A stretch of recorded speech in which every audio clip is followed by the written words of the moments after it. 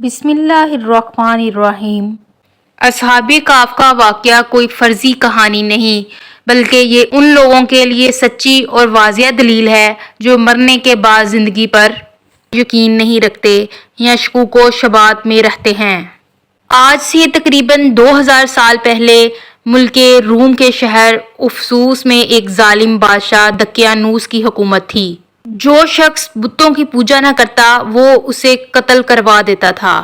ایک دن ایمان والوں کے قتل کا منظر دیکھنے کے لیے چند نوجوان آئے۔ اللہ عز و جل نے ان کی آنکھوں سے پردے ہٹا دیے۔ انہوں نے دیکھا کہ جس مومن کو بھی قتل کیا جاتا فرشتے آسمان سے اترتے اور اس کی روح کو اپنے ساتھ لے جاتے۔ یہ ایمان افروز منظر دیکھ کر وہ سب کے سب نوجوان ایمان لے آئے۔ بادشاہ دقیانوس کو سفر پر جاتے ہوئے اس بات کا علم ہوا تو اس نے انہیں 3 دن کی مہلت دی کہ میرے واپس آنے تک ایمان سے پھر جاؤ ورنہ تمہیں قتل کر دیا جائے گا۔ تیسرے دن یہ صاحب ایمان نوجوان کچھ مال لے کر رات کے وقت شہر سے رخصت ہو گئے۔ راستے میں انہیں اپنے خاندان کی بکریاں چرانے والا ایک چرواہا ملا جسے انہوں نے اپنا ماجرا بیان کیا اور اسے بھی ایمان کی دعوت دی۔ چرواہے نے بھی ایمان قبول کر لیا اور ان کے ساتھ شامل ہو گیا۔ چرواہے کا رکھوالی والا کتا بھی ساتھ ہی چل پڑا۔ یہ سب سفر کرتے کرتے صبح کے وقت شہر سے تقریباً 6 میل دور ایک غار میں پہنچے اور کھانا کھا کر سو گئے۔ یہی وجہ ہے کہ انہیں اصحاب کہف کہا جاتا ہے، یعنی غار والے لوگ۔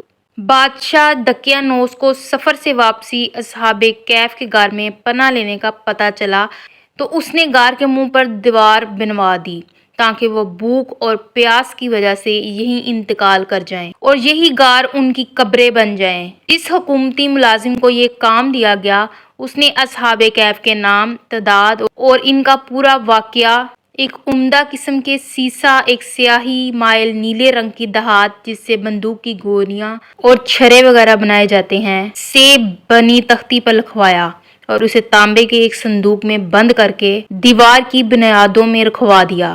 اصحاب کہف تقریباً 300 سال تک مکمل سوئے رہے۔ اس دوران کسی بھی آواز کے سبب ایک لمحے کے لیے بھی بیدار نہ ہوئے۔ اس عرصے میں کئی بادشاہ آئے اور گئے، یہاں تک کہ ایک نیک دل بادشاہ بدروس کی حکومت آ گئی۔ اس کے زمانے میں کئی فتنے اٹھے جن میں سے ایک یہ بھی تھا کہ مرنے کے بعد دوبارہ زندہ ہونے اور قیامت آنے کا کچھ لوگ انکار کرنے لگے تھے۔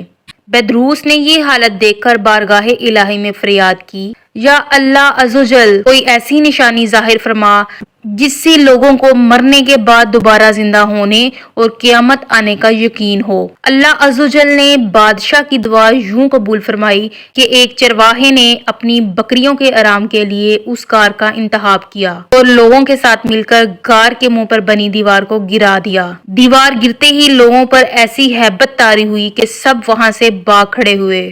دیوار گرنے کے بعد اصحاب الکہف بیدار ہو گئے۔ حالت ایسی تھی جیسے ایک رات سوئے ہوں۔ چہرے تر و تازہ، کپڑے بالکل صاف ستھرے تھے، نیز ان کا کتا غار کے کنارے کلائیاں بچھائے لیٹا تھا۔ اصحاب الکہف صبح کے وقت سوئے تھے اور جب اٹھے تو سورج ڈوبنے میں کچھ وقت باقی تھا۔ انہوں نے نماز ادا کی اور اپنے ساتھی یملیحا کو کھانا لانے کے لیے بھیجا۔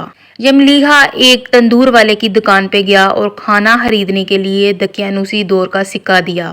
صدیوں پرانا سکہ دیکھ کر بازار والے سمجھے کہ ان کے ہاتھ کوئی پرانا خزانہ لگ گیا ہے۔ وہ یملیحا کو حاکم کے پاس لے گئے۔ اس نے پوچھا، خزانہ کہاں ہے؟ یملیحا بولے، یہ خزانہ نہیں، ہمارا اپنا پیسہ ہے۔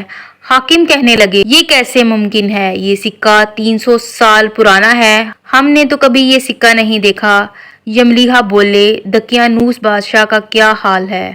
حاکم بولا، آج کل اس نام کا کوئی بادشاہ نہیں ہے، سینکڑوں سال پہلے اس نام کا ایک کافر بادشاہ گزرا ہے۔ یملیحا نے کہا، کل ہی تو ہم دقیانوس سے اپنی جان بچا کر غار میں چھپے تھے، آئیے میں آپ کو اپنے ساتھیوں سے ملواتا ہوں۔ حاکم اور کئی لوگ غار کی طرف چل پڑے۔ غار میں موجود اصحاب کہف نے جب لوگوں کی آواز سنی تو سمجھنے لگے کہ یملیحہ پکڑے گئے ہیں اور دقیانوسی فوج انہیں بھی پکڑنے آ رہی ہے۔ یملیحہ نے غار میں پہنچ کر ساتھیوں کو سارا ماجرا بتایا۔ حاکم نے غار کے کنارے صندوق دیکھا تو اسے کھلوایا، اندر سے تختی ملی جس پر اصحاب کہف کا حال لکھا تھا۔ حاکم نے یہ خبر بادشاہ بدروس تک پہنچائی، وہ بھی آ گیا اور اس نے اصحاب کہف کا حال دیکھ کر سجدہ شکر کیا کہ اللہ عز و جل نے مرنے کے بعد زندہ ہونے اور قیامت کا یقین دلانے کے لیے نشانی عطا فرمائی۔ اس کے بعد اصحاب کہف غار میں آ کر سو گئے اور ان کی روح کو قبض کر لیا گیا۔ بدروس نے لکڑی کے صندوق میں ان کے مبارک جسم کو رکھا اور غار کے قریب ایک مسجد تعمیر کرانے کا حکم دیا اور لوگوں کے لیے دن مقرر کر دیا کہ وہ ہر سال عید کی طرح وہاں آیا کریں۔